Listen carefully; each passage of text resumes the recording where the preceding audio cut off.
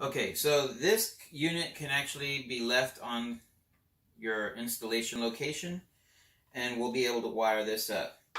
Now first, you'll want to select two network cable wires.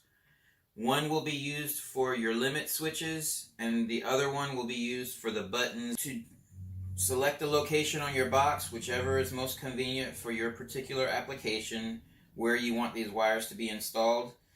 Typically, there'll be a hole drilled on the bottom. There's not much in the way of circuitry that will be in the way, so you should be able to freely drill in this location here.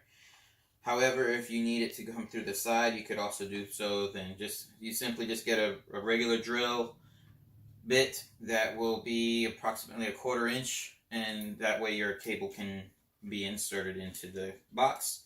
You run your cable into the box, and then you splice it so that you have the 4 pairs available.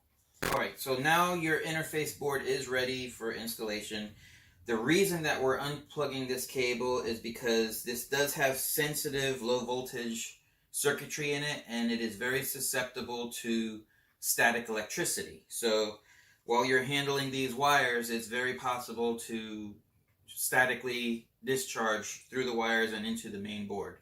So disconnecting this before you start installing any wires or limit switches is very important. Now that the interface board is ready and you have your wire run through the box first, so that way it'll all be inside of the box before you close it up.